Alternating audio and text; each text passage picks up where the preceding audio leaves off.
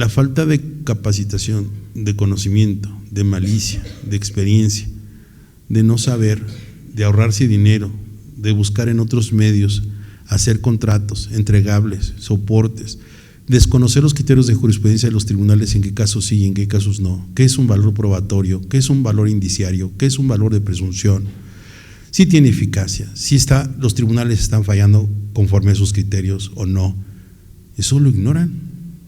Entonces me permití hacer una compilación de 30 puntos con los cuales considero que la mayoría de los contratos que hace un contribuyente, al observarlos, tendría cubierto cuando menos el soporte para una auditoría o una fiscalización.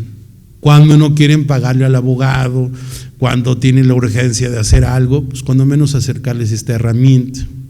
Ese es el objetivo del curso. Y además, porque me voy a contradecir de lo que venía diciendo yo hace algunos años atrás y hoy. Antes decía, ¿por qué no eres un abogado normal que haces un contrato concreto y sencillo? ¿Por qué tienes que hacer kilos de papel y cientos de cláusulas? Como si por más hojas que tenga ese contrato, está mejor.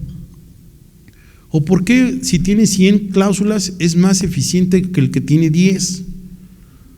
¿Por qué le restas credibilidad a un contrato que tiene 2 páginas o 3? ¿Qué te hace sentir seguro? ¿Lo que está escrito? ¿El tamaño? ¿El volumen? ¿La fuente? ¿Quién lo hizo? Si tiene lo concreto, si sabes que con lo que tiene es suficiente. Entonces, como mi enfoque siempre ha sido hacia la contaduría, pues estas recomendaciones son de experiencias que creo que no he encontrado en los contratos, que son los criterios que he visto que se han sumado actualmente y con los que podemos salir adelante en 2 aristas: en los efectos fiscales que tienen que ver con acumulación o no, con deducción o no, y con acreditamiento sí o no. Y le sumé que a partir del 17 de julio de 2025 hubieron reformas al PLD, a la previsión del lavado de dinero, y que aseguran que ciertos extremos de ahí deben estar en los contratos. Por eso este curso con ese objetivo, lo vamos a ver en ese entonces, ¿estamos de acuerdo? Era una introducción necesaria para decirles por qué esos 30 puntos. Por favor, su pregunta o comentario, estoy a sus órdenes. Gracias, buenos días. Escuchando la frase que comentó de un crédito fiscal debe de nacer de las facultades del 42 de código. Bueno, es un supuesto. Exacto. Uno de algunos. Sí, unos tantos. Mi pregunta es, la discrepancia fiscal de acuerdo al 92 de renta… es 91. Perdón, 91 de renta no entra dentro del 42 de facultades. ¿Sí sería legal, por decir, o sería… Ok, Gracias. La discrepancia fiscal es el único procedimiento de fiscalización y con posibilidad de determinación de crédito fiscal que se encuentra fuera del Código Fiscal de la Federación. O sea, como un dato duro, un dato cultural, la discrepancia fiscal es el único procedimiento de fiscalización que está fuera del Código. Y claro, y aclaro, porque sí, tiene usted razón, se puede confundir. No, dije que la mayoría de las veces, primero entendamos que es un crédito fiscal en términos del artículo 2 y 4 del Código Fiscal de la Federación. En lenguaje concreto, un crédito fiscal es las cantidades que tiene el Estado derecho a percibir por concepto de contribuciones, entendiéndose estas como impuestos, derechos, aportaciones de seguridad social, productos y aprovechamientos, ¿no? También multas, recargos, cualquier cantidad que tenga el Estado. Es decir, una multa impuesta por la Secretaría del Trabajo y Previsión Social, la multa constituye un crédito fiscal. ¿Por qué? Porque es una cantidad que tiene el Estado derecho a percibir cuando el infractor, el patrón o la persona que ha sido multada, pues ha sido establecido con una sanción económica. Entonces, no solamente a través de una auditoría o una facultad de comprobación se llega a un crédito fiscal. Dije en el supuesto, el Seguro Social no puede llegar a determinar diferencias de cuotas obrero-patronales o algunos de sus rubros, simplemente porque advirtió en una mera revisión que derivó de información entregada en una carta, en una invitación o en un cuestionario. A eso me refería. Oye, no puedes fincarme un crédito fiscal sin haber seguido los procesos y procedimientos que se dan, como usted bien dice, en visita domiciliaria o revisión de gabinete, ¿no? Sabemos que el artículo 42 y 46, 48 del Código Fiscal establecen diferentes métodos de revisión. Si distinguimos entre facultades de gestión, como es el 69B, es decir, aquellas que únicamente monitorean el control o permiten llegar al cumplimiento de obligaciones detectadas hacia un contribuyente, existen las facultades de comprobación, que son aquellas que tienen una base para considerarlas un acto de molestia en términos del artículo 14 y 16 de la Constitución, y que tienen por objeto cumplir la vigilancia, más bien revisar si se han cumplido los ordenamientos en materia administrativa o fiscales que establecen las leyes, como lo establece el artículo 16, y son aquellas derivadas por visita domiciliaria, por revisión de gabinete, revisiones electrónicas o en su defecto a través de cotejos o compulsas, o también derivadas de facultades de comprobación que derivan en una responsabilidad solidaria que emanan del artículo 26 del Código Fiscal, en el caso de responsabilidad solidaria, que tiene relación con el último párrafo dispuesto del artículo 38, fracción cuarta, que se refiere que cuando es solidaria la responsabilidad debería constar por separado y por un procedimiento determinado. Es decir, cuando el Estado tiene derecho a percibir una cantidad por crédito fiscal, no solamente es por facultad de comprobación. Incluso hay una tesis de jurisprudencia que aclara este trabalenguas. Toda facultad de comprobación puede referirse a una facultad de gestión, pero no toda facultad de gestión necesariamente alcanza las de comprobación. En otras palabras, una autoridad puede, habiendo ejercido sus facultades de comprobación como una visita domiciliaria para comprobar el correcto cumplimiento de ICR e IVA por el ejercicio 2022, puede detectar con el base en el 69B que hay operaciones inexistentes y simuladas, aun cuando la orden no esté fundamentada en el 69B. Como es una facultad de comprobación, es posible referirse al 69B porque lo más puede lo menos, pero no sería correcto que dirigiendo una revisión sobre 69B se quieran hacer facultades de comprobación sin haber dado los lineamientos del 42. ¿Fui claro? Entonces, las facultades de comprobación son más amplias, implican las de gestión, pero no al revés. Eso sería como un corolario, ¿sale? Ok, entonces, sentadas esas bases, a veces hay que regresar al lugar de la escena del crimen. Decía José Martí, y si no lo decía él, me gusta que se le atribuya, porque lo he leído de otros, pero creo que queda muy bien esta paráfrasis. Decía José Martí, poeta y escritor cubano, libertador de Cuba en las Américas, y decía que un país que olvida su historia o su pasado está sumamente condenado a repetirlo. Y yo diría en esa paráfrasis, ¿no?, que todo contador, contadora, abogado o abogada que olvida su historia jurídica y su quehacer jurisprudencial está olvidada y ignorada, y la va a repetir.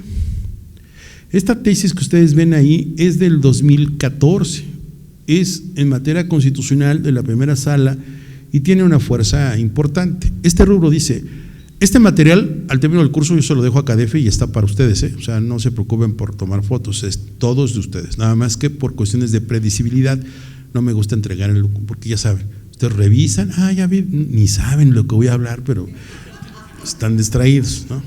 Entonces, por cuestiones metodológicas así lo hago.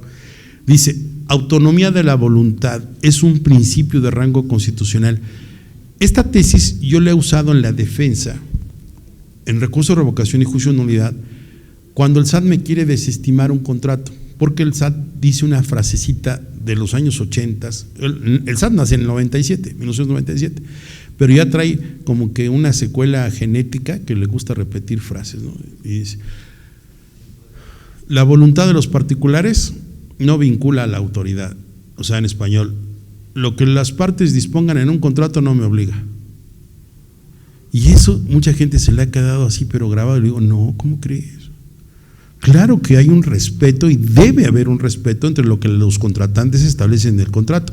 La voluntad de las partes es ley suprema en los contratos y debemos rescatar en todo momento que la decisión de una contraparte o una parte en el contrato cumple con estos requisitos. Porque si no, estarías violando lo que establece esta ley, ¿no? Dice, a consideración de esta primera sala, el principio de autonomía goza de rango constitucional y no debe ser reconducido a un simple principio que rige el derecho civil. Así las cosas, el respeto del individuo como persona requiere el respeto de su autodeterminación individual, es decir, lo que yo quiera hacer con mi vida, con mi patrimonio, con mis activos, con mis obligaciones que asuma. Por lo que si no existe libertad del individuo para estructurar sus relaciones jurídicas de acuerdo con sus deseos, no se respeta la autodeterminación de ese sujeto. Aunado a lo anterior, el principio de autonomía de la voluntad tiene reflejo en el derecho de propiedad y en la libertad de contratación, el cual también es un elemento central del libre desarrollo de la personalidad. Hoy, esta tesis es de 2014, hoy déjenme decirles que las personas que atentan contra el libre desarrollo de la personalidad cometen un delito y merece prisión preventiva oficiosa en términos del segundo párrafo del artículo 19 constitucional. Fíjense cómo conecto este tema. O sea, es tan grave que si no respetas mi decisión de cómo contrato, con quién y de qué manera, podrías tu autoridad estarte metiendo con el libre desarrollo de mi personalidad en la modalidad de autodeterminarme de qué hago con mis cosas y con quién. O sea, yo hago con mi cuerpo lo que quiera y con mis bienes también. A eso en español se refiere esta tesis, ¿no? Entonces, dice, y en cuya virtud de las partes de una relación jurídica son libres para gestionar su propio interés y regular sus relaciones sin injerencias externas. Entonces, esta tesis junto con la voz que está al lado, que dice principio de autonomía, factores para medir la incidencia de los derechos fundamentales en las relaciones entre particulares, es lo primero que le hago ver al SAT o a las autoridades. Hey, te aviso que lo que vas a leer en ese contrato es lo que quisimos la parte prestadora y la prestataria, la compradora y la vendedora, o las partes que estamos firmando en ese contrato, es lo que quisimos, y no te puedes meter, no me puedes exigir más allá de lo que las partes dispusimos en el contrato, porque es nuestra ley suprema, la voluntad plasmada en él. Y si te metes, entonces estás invadiendo el derecho fundamental al libre desarrollo de la personalidad en su modalidad, insisto, de autodeterminarme en lo que quiero con mis bienes y mi persona. Esta tesis es bien relevante, bien importante, por eso se las dejo ahí en el material, porque es como aventarles un espantasuegras al SAT, ¿no? Decirle, oye, ¿qué te sientes cuando me quieres rechazar el contrato? Dices que este contrato no, que no te satisface. Creo que hay que mirar de una manera totalmente distinta. Y bien, vamos a empezar con este primer aspecto. ¿Qué debe tener en cuenta el contador y la contadora en los contratos? Los abogados le llamamos a esto tipicidad y nominación del acto, que no es otra cosa más que saber si el contrato que vamos a hacer tiene un nombre y apellido en una ley. Por ejemplo, el contrato de compraventa ¿está regulado en el Código Civil y en el Código Civil de los Estados y del Federal? Sí. Ese contrato de compraventa ¿tiene reglas? O sea, ¿tiene modalidades? ¿En qué derechos y obligaciones para las partes? ¿Están descritas las reglas del juego de ese contrato? Sí. Entonces es típico porque tiene reglas de operación y de funcionamiento. Y es nominado porque tiene un nombre y apellido en una ley. Entonces el contrato debería ser atendiendo primero lo que establece en sus reglas del juego. Oye, Rubén, hay contratos que están mencionados pero que no tienen reglas, y ahí hago una comparación. Es que puede haber nominados como la compraventa, la prestación de servicios, el contrato de mutuo y préstamo. Oye, Rubén, ¿qué no es lo mismo mutuo y préstamo? Sí, solamente que el mutuo se llama así, es nominado así en actos que no tienen por objeto cuestiones mercantiles. es decir, entre particulares. Rubén le presta a Pedro, pero Rubén no se dedica a prestar dinero, ni Pedro a deber, pues le prestó algo de dinero o de una cantidad o de un bien y es un mutuo, simple o compuesto con un interés, pero no es como una actividad per se como tal. Pero puede haber el caso de que hablemos de oye Rubén, ¿existe entonces el contrato de préstamo mercantil? Sí, ese sí está regulado en el Código de Comercio y tiene pues sus reglas de juego porque está en el Código de Comercio en qué casos y cómo funciona el contrato de préstamo. ¿Sí me voy explicando?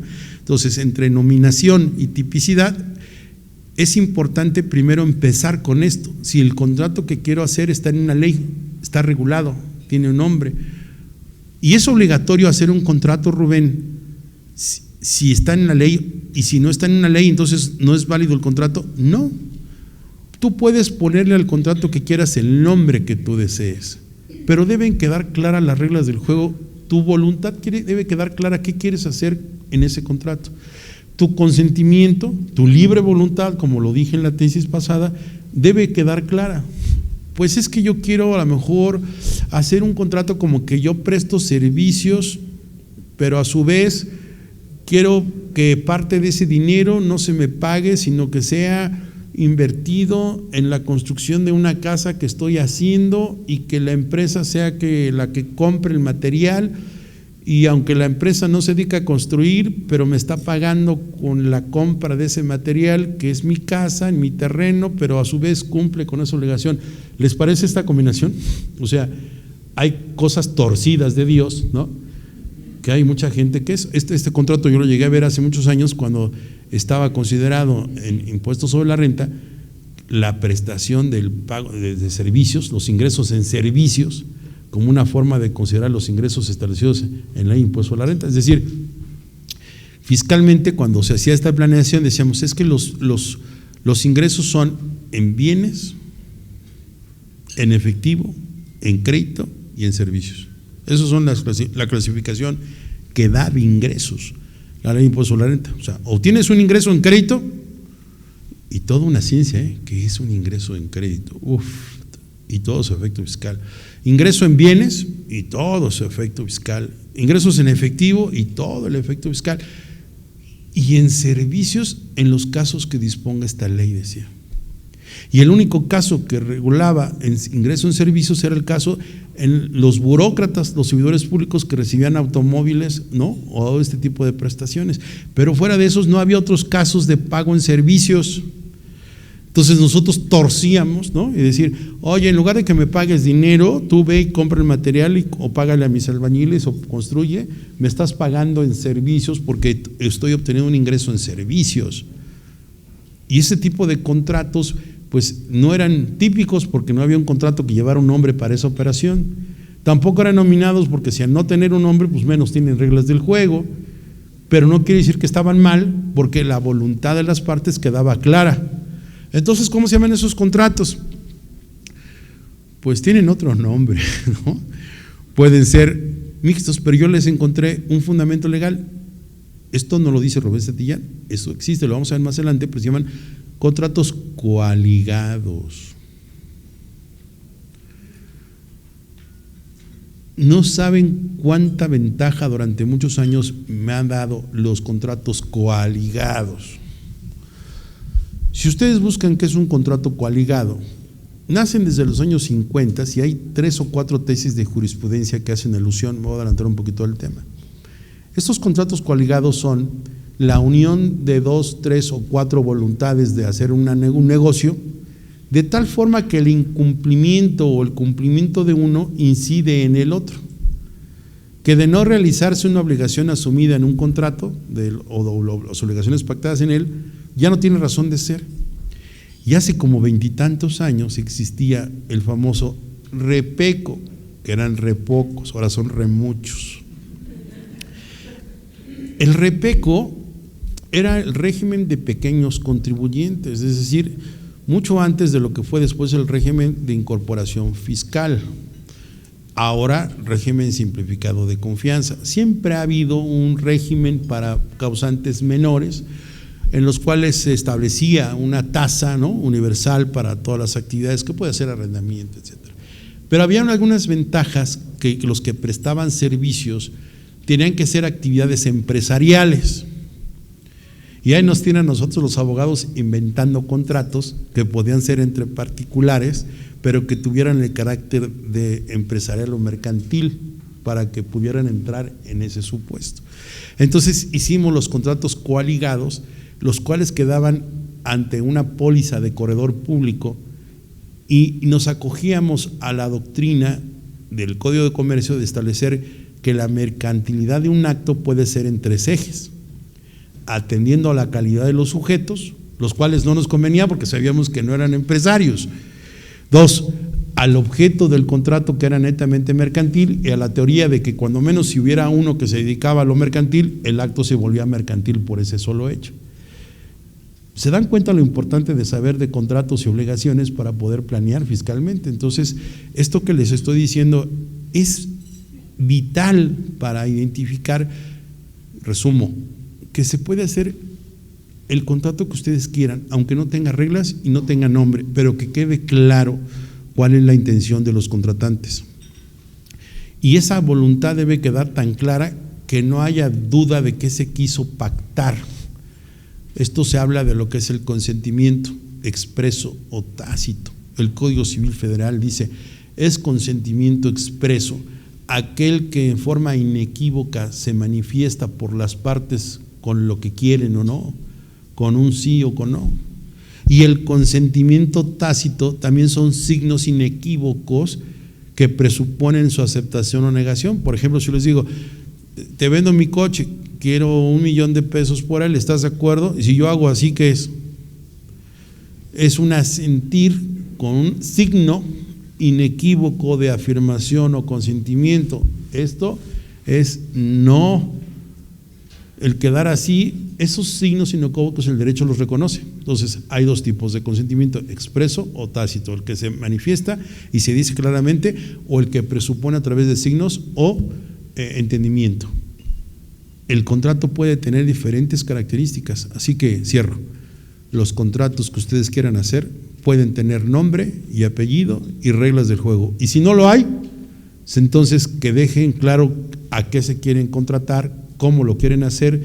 Y el Código Civil dice: si por lo que quisiste hacer, pactar, y no tiene ni tipicidad ni está nominado, entonces se va a revisar las cláusulas, dice la ley así, las unas por las otras. Así es esa frase. Y significa que vamos a apegarnos al contrato que mayor similitud tenga con lo que quisiste hacer. Ya se lo estoy traduciendo, o sea, ya se están evitando leer un buen de cosas, y en español se lo estoy diciendo. Entonces la regla es: bueno, si no sé leer y escribir, me refiero a hacerlo con redacción propia, pues cuando menos denle una idea a quien va a leer, a un tribunal o a una autoridad, qué quisieron decir, si queda claro, y no hicieron un cantinfleo que no es necesario. Y si lo que están haciendo es un traslado de dominio, o sea, una enajenación, o es una prestación de servicios, o es una situación, ustedes dirían, ahorita les voy a mostrar al final como una cláusula, hice todo para inducir que no era ni un contrato ni otro, sino todo lo contrario. Pero lo hice adrede para que la autoridad no tuviera claridad y me obligara a manejarme con mayor conveniencia y decir: oye, a ver, ¿qué no te enseñaron a hacer contratos, Rubén? ¿Por qué? Todo se parece a una prestación de servicios, pero leyéndote también parece lo que es un suministro de servicios. Decídete, o es prestación de servicios o suministro de servicios. Y yo, ese es el punto fino. ¿Sabes por qué te confundo, autoridad? Porque mientras me convenga, lo manejaré como prestación de servicios, pero también cuando me convenga lo manejaré como suministro. ¿Y eso por qué?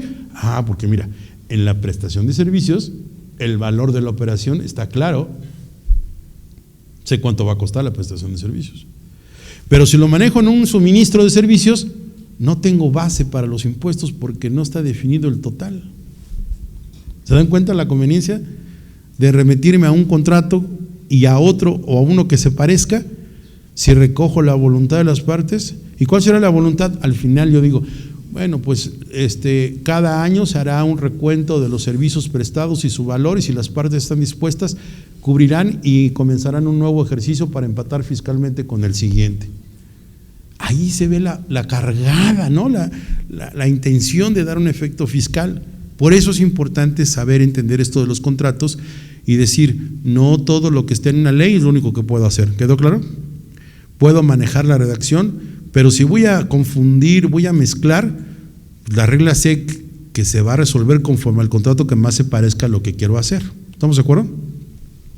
Y aquí sigo con estos ejemplos de que lo que son los típicos, que son los nominados, y los atípicos, es decir, no tienen reglas del juego, también son innominados, pero no dejan de existir. Por ejemplo, el contrato ¿de qué?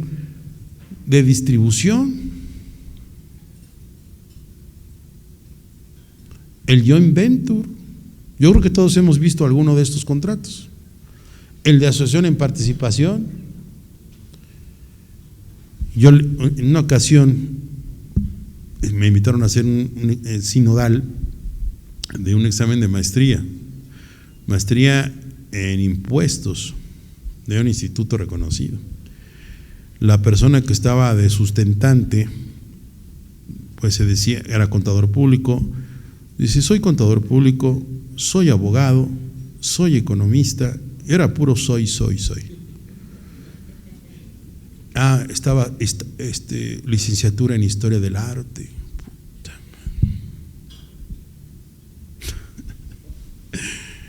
Y hay veces que me acuerdo de esta anécdota, es familiar, estábamos en una cena de fin de año o Navidad, no recuerdo, en familia, y unos tíos estaban presumiendo a mi primo, ¿no? Y decían, pues, dice, Carlitos está bien preparado, tiene 4 licenciaturas y está estudiando la 5ª, y todos, no hombre, es que siempre fue cerebrito, pues siempre le gustó el estudio, y yo estaba nada más así escuchando, ¿no? Y yo dije, ay, y el otro, no, pues sí, ¿y cuál te gusta más? Y todo, no, pues recuerdo y así, Carlitos. Licenciado en Ciencias de la Comunicación, licenciado en Contaduría, licenciado en Derecho, creo que tenía licenciatura, no sé qué, de Filosofía de Letras, y varias cosas. Y que me encañono, ¿no? En ese entonces no traía yo tanto estudio, pero decía, a ver familia, ¿a ustedes les impresiona que Carlos tenga 4 o 5, puede tener 20 licenciaturas? Más bien, qué tristeza de cabrón. Porque no eres bueno en ninguna, cabrón. No eres estable, no te defines, no eres ninguna de las 5 o las 20 que vas a coleccionar. Decídete en una y sé bueno en ella. Yo le decía a mi papá, que no los espante aquel que diga que tenga 3 licenciaturas o 4, El que tenga una y sea con especialidad en ese mismo eje todas las demás. Entonces es más respetable, porque el hecho de ir a la escuela y cambiar de licenciaturas no te da lo mismo. Yo, por ejemplo, paré por la cuestión de la pandemia y luego retomé y paré, estaba haciendo la licenciatura en teología. Y usted dice, ¿teología? No, tranquilo, teología es la madre de todas las ciencias. Y es superior a filosofía, y tengo una razón por qué la estoy estudiando. Pero no quiere decir que porque, a ver, yo hice el doctorado en Derecho Penal, hice un doctorado en Derecho Fiscal, hice el doctorado en Derecho Judicial. ¿Dónde están contradictorios? Ninguno, todos se vinculan. Hice una maestría en Derecho Fiscal y Administrativo, una en la cuestión laboral, una especialidad en impuestos, o sea, varias cosas en las que, pero sigo el mismo eje. Entonces, no porque estés estudiando diferentes licenciaturas te hace el intelectual, el grande, más bien, qué pena, ¿no? Qué pena que no seas bueno en ninguna de todas las que presumes. Aquí lo relaciono aquí igual. El hecho de que tú puedas disponer, porque tengas conocimientos de derecho y que hagas un contrato, eso no te hace especialista en contratos. Y no porque tengas el área de contaduría y conozcas esta situación tampoco te hace. Y les dije el ejemplo de este sustentante, ¿no? Que sabía ahí, presumió sus 4 o 5 licenciaturas, no recuerdo, y le hice una sola pregunta, una sola. Yo dije, no, por eso no hay que ser